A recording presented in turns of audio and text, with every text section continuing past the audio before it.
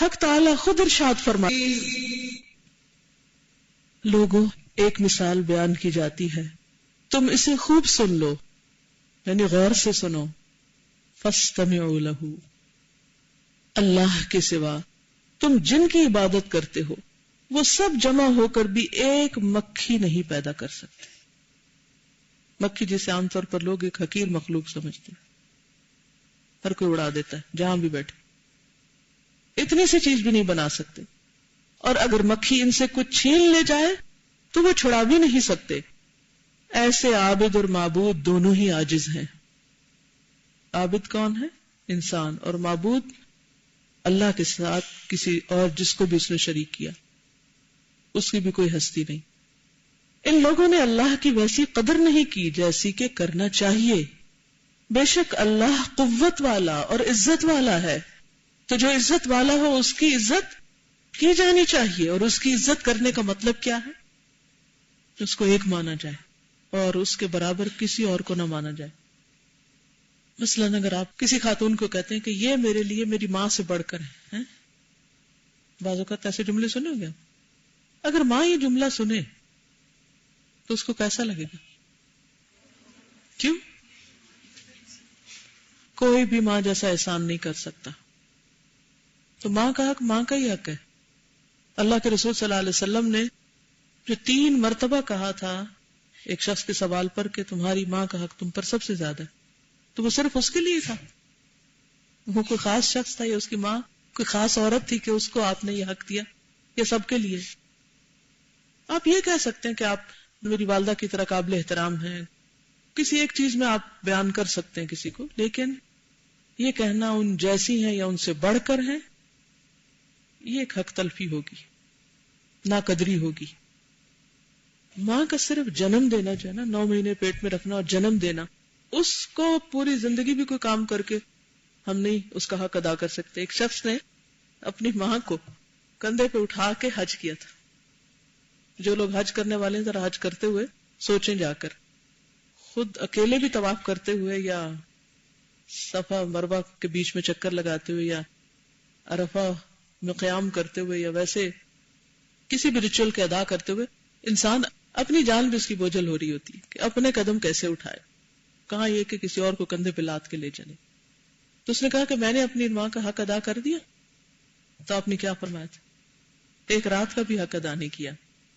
تو بعض اوقات ہم چھوٹا موٹا کوئی کچھ کر کے کبھی فون کال کر لیتے ہیں یا کبھی کوئی تھوڑا بہت دل خوش کر لیتے ہیں یا کوئی، تو پھر ہم سمجھتے ہیں کہ ہم نے بڑا فرض پورا کر لیا ہے، بہت کچھ کر لیا ان کے لیے، مطمئن ہو جاتے ہیں. اس سے زیادہ کیا کریں؟ حق نہیں ادا ہوتا. یہ احساس کہ حق ادا نہیں ہوتا، یہ انسان کے اندر یہ چیز ڈالے رکھتا ہے کہ مجھے کبھی بھی اس کوشش کو کوئٹ نہیں کرنا، مجھے یہ کوشش کرتے رہنا ہے. اسی طرح اللہ سبحانہ وتعالی کا حق بھی ہم ادا نہیں کر سکتے، اور یہ انتہا درجے کی ناقدری کہ کسی مخلوق کو اس کے برابر یا اس سے بڑھ کے سمجھا جائے، یہ اس کے حق میں ناقدری. ایسا شخص جو کسی ہستی کو اپنی عبادت میں اللہ کا شریک اور ساجی گردانتا ہے، اور وہ ہستی ایک چھوٹے سے چھوٹا جانور بھی پیدا نہیں کر سکتی، اس پر اگر مکھی بیٹھ جائے تو اڑا نہیں سکتی، وہ اللہ تعالیٰ کی کیا قدر کرے گا؟ اللہ تعالیٰ کا ارشاد ہے وَمَا قَدَرُوا اللَّهَ حَقَّ قَدْرِهِ وَالْأَرْضُ جَمِيعًا قَبْضَتُهُ يَوْمَ الْقِيَامَةِ وَالسَّمَاوَاتُ مَطْوِيَّاتٌ بِيَمِينِهِ سُبْحَانَهُ وَتَعَالَى عَمَّا يُشْرِكُونَ. انہوں نے جیسی چاہیے ویسی اللہ کی قدر نہیں کی، جیسی قدر کرنی چاہیے. قیامت کے دن ساری زمین اس کی مٹھی میں ہوگی، یہ اس کی طاقت کا اظہار ہے، اور آسمان اس کے دائیں ہاتھ میں لپٹے ہوئے ہوں گے جن کی وسعت کا کوئی انسان شمار بھی نہیں کر سکتا. اس سے اندازہ لگا سکتے ہیں آپ کہ وہ خود کتنا عظیم اور قوی عزیز ہے. وہ پاک ذات ہے اور اس سے اعلیٰ اور عرفہ ہے، بلند ہے کہ لوگ اس کا شریک بنائیں. اس کے برابر تو دور کی بات، اس کے کہیں قریب ترین بھی کوئی نہیں. اب یہاں آسمانوں کی بات کی گئی، تو آسمان پہ چڑھ سکتی کوئی مخلوق؟ یہ جو ستارے چاند نظر آتے ہیں یہ بھی نیچے نیچے ہی ہیں، تو کہاں یہ کہ 7 آسمان اور یہ سب اس کے ایک ہاتھ میں، تو کوئی بھی مخلوق پر اس کے برابر کہاں سے ہو سکتی؟ ذرے برابر بھی نہیں ہو سکتی۔ جس اللہ کی یہ شان اور یہ عظمت و جلالت ہو، اس کے ساتھ کسی نے اپنی عبادت میں کسی ایسے کو شریک کر لیا جس کے اندر ایسی کوئی بات نہیں ہے۔ کیسی؟ عظمت و جلالت والی، بلکہ وہ عاجز اور انتہا درجے کمزور ہے، تو یقیناً وہ اللہ کی عظمت و توقیر نہیں کرتا۔ جس نے ایک ضعیف، عاجز، کمزور کو اللہ کی عبادت میں شریک کر لیا، یقیناً وہ قوی، توانا، غالب کے حق کی قدر اور توقیر نہیں کرتا۔ مثلا اس بات کو سمجھنے کے لیے آپ دیکھیے کہ کوئی پہلوان یاد کیجئے، آپ نے کبھی ریسلنگ دیکھی ہوگی، اور کوئی چیونٹی جا رہی ہے تو کہیں یہاں یہ بھی بالکل اس ریسلر کی طرح لگتی ہے، عقل مانے گی؟ کوئی مانے گا آپ کی بات؟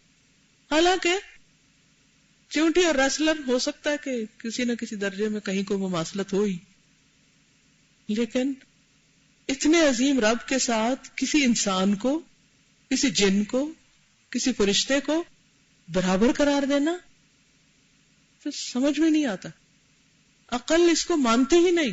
لیکن اس کے باوجود آپ دیکھیں کہ لوگوں کی اکثریت شرک میں مبتلا رہتی ہے، کبھی کسی بزرگ کو، کبھی کسی نیک ہستی کو، کبھی کسی کو، کبھی کسی کو خدا کے برابر قرار دیے ہوئے۔ اسی طرح وہ آدمی بھی حق تعالیٰ کی قدر و توقیر نہیں کرتا جو کہتا ہے کہ اللہ نے پیغمبر نہیں بھیجے، کتابیں نازل نہیں فرمائی، یا آج کے دور میں جیسے میں ایک دن گراف دیکھ رہی تھی کہ دنیا میں کون سا ریلیجن کتنے پرسنٹ ہے، تو اس میں ایک خاصا کنسیڈریبل حصہ جو تھا وہ نان بلیورز کا، یعنی نان مسلم نے، نان بلیور جو کسی بھی چیز کو نہیں مانتے، ایتھیسٹ کہہ سکتے ہیں، ایک اچھی خاصی تعداد ان کی، اچھی خاصی پرسنٹیج۔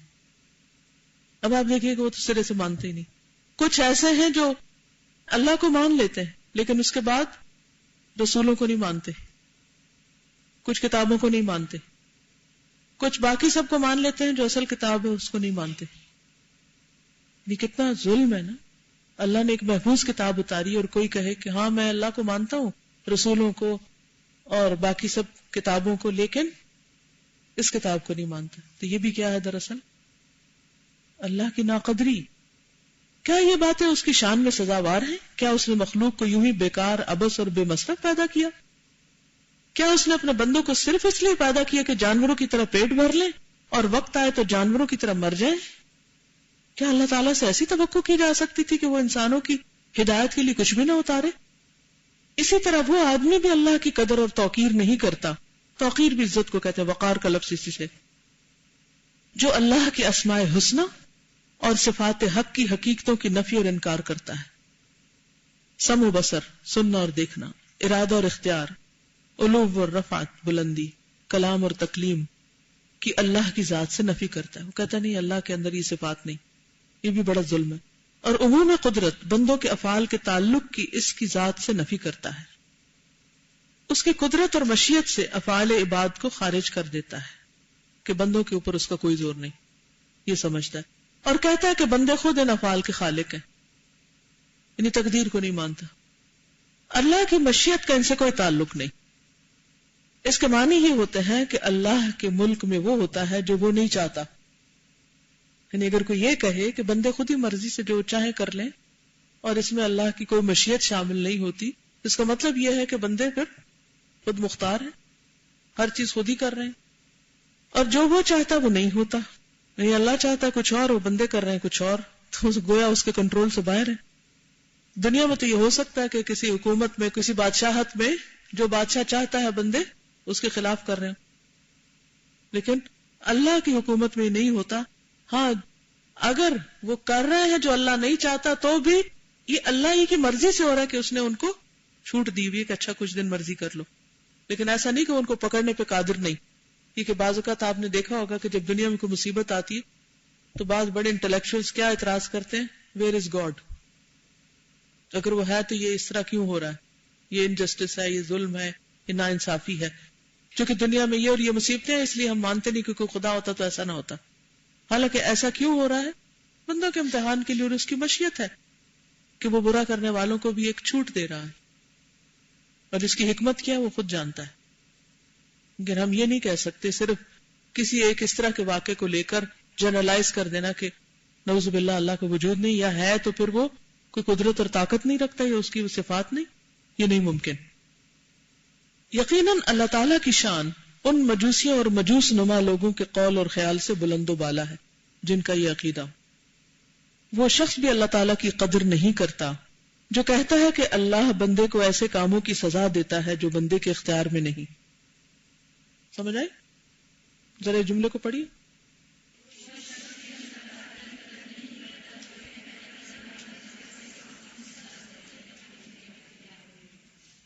کیونکہ بہت سے لوگ غلط کام کر کے کہتے ہیں یا اچھا کام نہیں کرتے. مثلا ان کو کہا جاتا نماز پڑھ، کہتا ہے جب اللہ چاہے گا پڑھ لیں گے، ابھی ہمارے حق میں چاہا ہی نہیں اس نے. تو اگر ان سے کہا جائے نہیں اس کی پوچھ ہوگی، پکڑ ہوگی، کیسے پکڑ ہوگی؟ اللہ ہی نے ہم کو نہیں اذن دیا کرنے کا. کوئی بھی نیک کام کرنے کو کہا جائے تو ان کا یہ بہانہ ہوتا ہے ہمارا نہیں دل مانتا. کیوں نہیں مانتا؟ نعوذ باللہ اللہ کا قصور ہے. بندے اس پر قادر نہیں، مجبور محض ہیں، یعنی جیسے جبریہ فرقے کا کہنا ہے. کام کرنے میں بندوں کو کوئی دخل نہیں، یعنی ایک وہ انتہا ہے، ایک یہ. کچھ کہتے ہیں اللہ کا کوئی دخل نہیں، اور کچھ کہتے ہیں بندوں کا کوئی دخل نہیں. اور اصل راستہ کیا ہے؟ درمیان کا راستہ، کہ بندوں کو آزادی ہے لیکن الٹیمیٹلی فیصلہ اللہ ہی کا ہے. سارے کام صرف اللہ تعالیٰ کے ہیں، وہ خود ہی کرتا ہے، بندوں سے جبرن کام کراتا ہے. مخلوق پر مخلوق جبر کرتی ہے تو خود اللہ تعالیٰ کرتا ہے، یعنی وہ مخلوق کے جبر کو بھی دراصل اللہ کا جبر سمجھنے لگتے ہیں. تعالی اللہ من ذلک علوا کبیرا. تعالی اللہ، بلند ہے اللہ، من ذلک، اس سے، اس ناانصافی سے جو یہ کہہ رہے ہیں، جو یہ کر رہے ہیں اللہ کے حق میں، اللہ کی صفات میں، علوا کبیرا، بہت ہی بڑا بلند. ایسا کہنے والے لوگ کس قدر بھاری گناہ کر رہے ہیں، جبکہ فطرت اور عقل میں یہ چیز راسخ ہے کہ اگر کوئی سید اور آقا اپنے غلام سے جبرن کوئی کام کرائے، اسے اس کام کے لیے مجبور کرے اور پھر اسے اس کام کی سزا بھی دے، تو آقا کا یہ عمل بدترین عمل ہوگا. پہلے زبردستی کرا لے اور پھر اس کو مارنے لگ جائے کہ کیوں کیا. یہ عقل کے بھی خلاف ہے نا جی، اللاجیکل.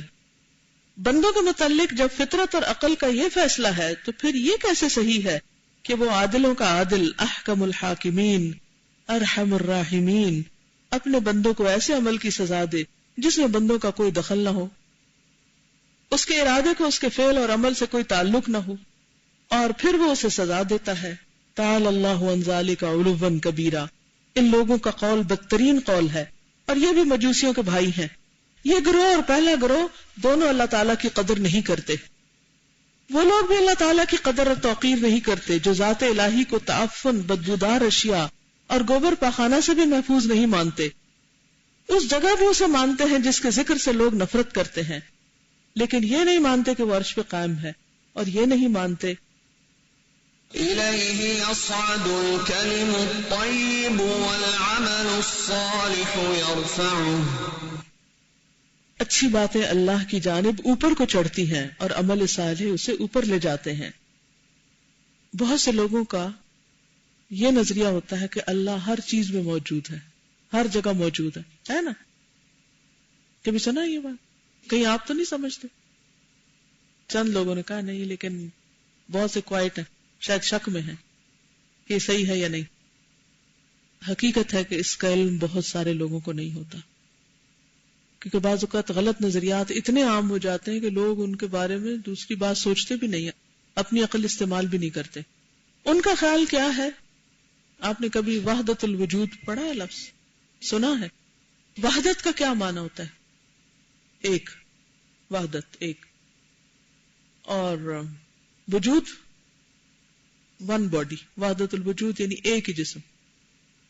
وہ کیا سمجھتے ہیں کہ اللہ تعالیٰ کو الگ چیز نہیں ہے، ہر چیز کے اندر اللہ تعالیٰ ہے. اور جب ہر چیز کہا تو پھر گندی اشیاء بھی ان کے بارے میں بھی سمجھتے ہیں کہ اس میں بھی ہے. وہ جب ہر چیز کہہ دیا آپ نے تو پھر آپ یہ سمجھتے ہیں، تو ایسا تو نہیں ہے.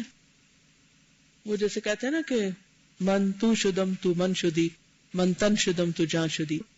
اس کو بعض لوگ اس معنی میں بھی لیتے ہیں کہ اللہ اور بندہ ایک ہی چیز ہے. اللہ میرے اندر حلول کر گیا ہے اور میں انا الحق. کبھی سنا انا الحق، میں حق ہوں. جی جی. تو یہ کیا ہے؟ سراسر شرک. انا الحق کا کیا مطلب ہے؟ میں حق میں نہیں، نعوذ باللہ میں خدا ہوں، کیونکہ خدا میرے اندر ہے. یہ آبجیکٹ اس میں بھی خدا ہے تو یہ بھی خدا ہے، تو ہر چیز ایک ہی ہے. بس خدا بھی ہے اور بندے بھی اور مخلوق بھی اور اچھی بری سب چیزیں بس ایک ہی چیز ہے، وحدت الوجود. جی ہاں، منصور اللہ جس کے بڑے گیت گائے جاتے ہیں اس کا یہ نعرہ تھا.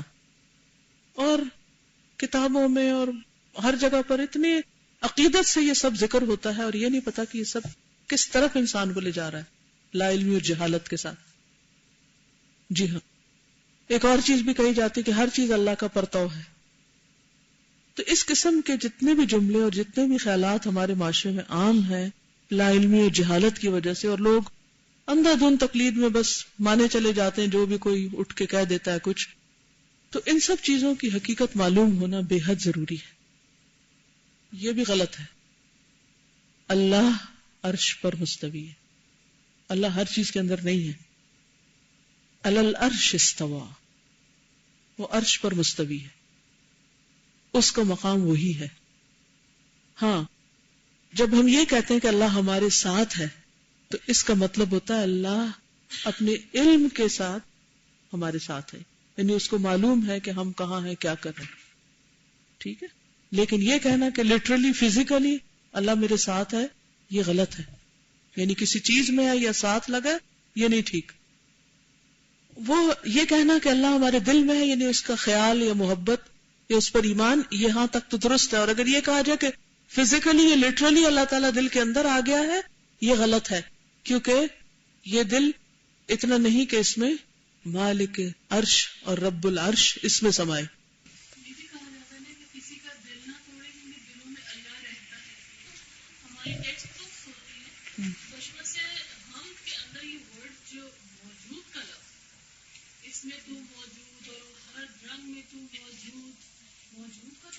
وجود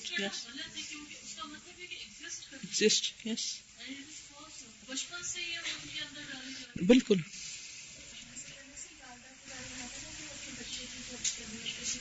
جی ہاں، حضرت انس رضی اللہ تعالیٰ عنہ کی والدہ جو تھی وہ اپنے بچے کی جب تربیت کرتی تھی تو اللہ کے بارے میں جو بتاتی تو اوپر انگلی کر کے بتاتی تھی. اور میں نے یہ تجربہ کیا ہے، نافع جو میرا نواسا ہے بالکل چھوٹا سا تھا تو ہم کہتے کہ اللہ اوپر، اور جو ہی ہم کہتے اللہ تو اللہ کا لفظ سنتے ہی ساتھ ہی مسکراہٹ اور ساتھ انگلی اوپر، بالکل چھوٹا سا. تو اب بھی اس دن اسکائپ پہ میں نے بات کی اور جو ہی اللہ کا لفظ بولا تو فوراً انگلی اوپر، کیونکہ ایسا لگتا ہے جیسے نے ایسوسیٹ کر لیا لفظ اللہ اور ہماری آواز اور وہ جملے کو کہ بس وہ اوپر ہی ہے. تو بچپن سے بچوں کے اندر ایکشن کے ساتھ یہ چیز ڈالیں کہ کبھی زندگی میں بول نہ بھی سکے تو اپنے عمل سے اشارے سے بتائیں کہ وہ اوپر ہے. وہ ایک لونڈی کو آزاد کرنا تھا نا، تو اس کے بارے میں جب آپ صلی اللہ علیہ وسلم نے پوچھا کہ اللہ کہاں ہے تو بول نہیں سکتی تھی تو اس نے ہاتھ اوپر اٹھایا. تو بات یہ ہے کہ اس آیت سے بھی کیا پتہ چلتا ہے، اچھی باتیں اللہ کی جانب اوپر کو چڑھتی ہیں، یعنی اللہ کہاں ہے؟ اوپر، اور عمل صالح اسے اوپر لے جاتے ہیں. بعض لوگ یہ نہیں مانتے کہ فرشتے اور روح اس تک جاتی اور آتی ہے. فرشتے آسمان اور زمین کی تدبیر و تنظیم کرتے ہیں اور اس تک جاتے ہیں، یعنی اللہ تک جاتے ہیں، اوپر جاتے ہیں. ایک طرف تو یہ لوگ اس سے انکار کرتے ہیں کہ اللہ تخت پر یا عرش پر بیٹھا ہے، دوسری طرف یہ کہتے ہیں کہ اللہ ہر جگہ ہے. اس جگہ بھی ہے جہاں جانے سے انسان بلکہ حیوان تک نفرت کرتے ہیں، اس جگہ بھی ہے. جو لوگ اللہ کی محبت، رحمت اور رأفت بھی محبت کو کہتے ہیں، رضامندی اور غضب اور خفگی کی حقیقت کا انکار کرتے ہیں. یعنی کچھ لوگ کہتے ہیں کہ ہاں اللہ تو ہے لیکن وہ محبت نہیں کرتا، یا جیسے کرسچنز کا نظریہ کہ وہ بخش نہیں سکتا، ہمارا تو نظر ہے کہ غفور الرحیم ہے، لیکن وہ کہتے کہ نہیں، اس کے لیے انہوں نے کیا تعویل کی کہ پھر اس کو جو اس کا بیٹا مانے گا اور بیٹا کی سیکریفائس مانے گا کہ وہ کروسیفائی ہو گیا اس مقصد کے لیے، تو اس کی بخشش ہوگی کیونکہ وہ خود نہیں بخش سکتا. تو وہ اس عقیدے کے لیے یہ بات گھڑے ہوئے. بعض کہتے ہیں کہ وہ کبھی ناراض نہیں ہو سکتا. بعض لوگ اللہ کی حکمت کا انکار کرتے ہیں جو اس کے افعال کی محمود ترین غایت اور مقصود ہے، محمود ترین انتہائی پسندیدہ صفت ہے اس کی. اس کے افعال کو اختیاری اور اس کی ذات کے ساتھ قائم نہیں مانتے. یہ تو کہتے ہیں کہ اللہ ہے، لیکن یہ نہیں کہتے اس کا کوئی اختیار ہے، بلکہ مفعول کو فاعل سے افضل مانتے ہیں. اللہ کے آنے جانے، عرش پر قائم ہونے، طور پر حضرت موسیٰ علیہ السلام کے ساتھ کلام کرنے، قیامت کے دن بندوں کے قضایا یعنی مقدمات کا فیصلہ کرنے اور اس قسم کے دیگر افعال اور اوصاف کمالیہ کی نفی اور انکار کرتے ہیں. یعنی موسیٰ علیہ السلام سے جو بات کی، حالانکہ اللہ سبحانہ وتعالیٰ فرمایا کلم اللہ موسیٰ، تکلیم جیسے بات کی جاتی نہیں، الفاظ اور آواز کے ساتھ بات کی. کہتے نہیں، یہ نہیں، اس کا بھی انکار کرتے ہیں بعض لوگ. وہ ہرگز اللہ کی قدر نہیں کر رہے. گو زبان سے یہی رٹ لگائے جا رہے ہیں کہ ہم اللہ تعالیٰ کی قدر اور توقیر کر رہے ہیں. وہ لوگ بھی اللہ کی ناقدری کرتے ہیں جو اللہ تعالیٰ کی بیوی اور بیٹا مانتے ہیں، یا یہ کہتے ہیں کہ اللہ اپنی تمام مخلوقات میں حلول کیے ہوئے. حلول، حل سے حل کا مطلب اترنا، ان کے اندر گم گئے، یا وہ مخلوقات کا عین وجود ہے. لیکن حقیقتاً یہ لوگ اللہ کی ناقدری کر رہے ہیں. وہ لوگ بھی اللہ کی ناقدری کر رہے ہیں جو یہ کہتے ہیں کہ اللہ نے اپنے اور اپنے رسول کے دشمنوں کو غلبہ دیا اور انہیں عزت و شرف سے نوازا، ان کی شان بلند کی اور دنیا میں انہیں شہرت اور تمکنت بخشی، ملک و خلافت دے کر انہیں تمام پر غالب کر دیا اور اپنے رسول کے خاندان سے محبت کرنے والوں کو ذلیل و خوار کر دیا. ان کی قسمت پر ذلت و نکبت کی مہر ثبت کر دی کہ جہاں بھی یہ لوگ ہوں ذلیل و خواری بن کر رہیں. یہ باتیں بھی درست اللہ کی قدر کے خلاف ہیں. یعنی اللہ کے فیصلے ہوتے ہیں کہ کس کو کس وقت کیا کامیابی دے یا کہاں ناکام کرے، لیکن اس کا یہ مطلب نہیں کہ اللہ نے اپنے دوستوں پر کسی اور کو ترجیح دی ہے. اب جنگ احد میں اگر مسلمانوں کو شکست ہوئی تھی، اس کا یہ مطلب ہے کہ اللہ تعالیٰ نے دشمنوں کو عزت دے دی؟ یہ نہیں مانا. یہ مسلمانوں کا ایک امتحان تھا اور انہیں کچھ سکھانا مطلوب تھا. اسی طرح جب اللہ اپنے کسی پیارے بندے کو کسی امتحان میں ڈالتا ہے، دنیا میں کسی بندے پر کوئی آزمائش آ جاتی ہے، اولاد کی طرف سے، ذات کی طرف سے، کسی اور طرف سے، جیسے ایوب علیہ السلام پر، یعقوب علیہ السلام پر مختلف طریقوں میں آئیں، تو اس کا یہ مطلب ہے کہ اللہ تعالیٰ نعوذ باللہ ان کے جو دشمن تھے ان کو خوش کرنا چاہتا تھا یا وہ ان سے ناراض تھا؟ نہیں. ہاں، اگر ہم پہ کوئی تکلیف آئے تو ہم ضرور اپنے گناہوں کو یاد کریں، لیکن کسی کے بارے میں یہ مت سوچیں کہ ہاں اس نے ضرور کوئی گناہ کیا ہوگا نا اس لیے اس کی پکڑ ہو گئی ہے. اور خصوصاً اگر کوئی شخص اللہ کا نام لیتا ہو اور پھر اس پر کوئی مصیبت آ جائے تو لوگ اس کے بارے میں بدگمانی کرنے لگتے ہیں، اور اس کے خلاف بدگمانی کرتے ہوئے اللہ کے ساتھ بھی بدگمانی کرنے لگتے ہیں کہ وہ تو اپنے پیاروں کے ساتھ بھی ظالم ہے. نعوذ باللہ، ایسا نہیں ہے. جی آپ کچھ کہیں. بالکل اللہ تعالیٰ کی جناب میں ایسی باتیں کرنا انتہا درجے کی گستاخی ہے. اللہ تعالیٰ کی ذات روافظ رافضی کی جمع ہے، ایک فرقہ ہے. اللہ تعالیٰ کی ذات روافظ کے اس قول سے نہایت بلند و بالا ہے. ان کا قول یہود و نصارہ کے قول سے ماخوذ ہے. وہ بھی پروردگار عالم کی شان میں کہا کرتے تھے کہ اللہ تعالیٰ نے ظالم بادشاہ بھیجا جس نے نبوت کا دعویٰ کیا، جو اللہ پر نت نئے جھوٹ باندھا کرتا تھا. ہمیشہ وہ جھوٹ ہی بولتا رہا اور کہتا رہا کہ اللہ تعالیٰ نے مجھے یہ کہا، ایسا حکم فرمایا، فلاں چیز سے منع فرمایا. میرے لیے اس نے تمام اگلی شریعتیں منسوخ کر دی اور ان پیغمبروں کے متعلقین اور ماننے والوں کا خون، مال اور ان کی عورتیں حلال اور مباح کر دی، اور کہتا تھا کہ اللہ تعالیٰ نے تمام چیزیں میرے لیے مباح کر دی ہیں. ٹھیک ہے، کس کی طرف اشارہ ہے؟ جی، اللہ تعالیٰ ہمیشہ میری امداد فرمائے گا اور اپنی تائید سے مجھے نوازے گا، مجھے تمام پر غلبہ دے گا، میری قوت بڑھائے گا، وہ میری دعائیں قبول کرتا ہے. میرے مخالفین اور دشمنوں پر مجھے تمکنت اور قابو دے گا، میری صداقت پر وہ ایسے دلائل پیش کرتا ہے جس کی کوئی مخالفت اور تردید نہیں کر سکتا. اور ہر شخص اس ظالم و جابر بادشاہ کے قول اور فعل، تقریر اور گفتار کی تصدیق کرتا رہا. قیامت تک اس کی تصدیق ہوتی ہی رہے گی اور نت نئی دلیلیں اس کی صداقت پر قائم ہوتی ہی چلی جائیں گی. یہ ظاہر ہے کہ رب العالمین کی ذات کے متعلق ایسا کہنا اور ایسا خیال کرنا نہایت قبیح اور اس کی شان کے خلاف ہے. یعنی کوئی بھی جملہ، انداز، طریقہ، گفتگو جس میں گستاخی ٹپکتی ہو، جو احترام کے خلاف ہو، اللہ یا رسول صلی اللہ علیہ وسلم کی شان کے، یہ سب اسی میں آ جاتا ہے، ناقدری میں.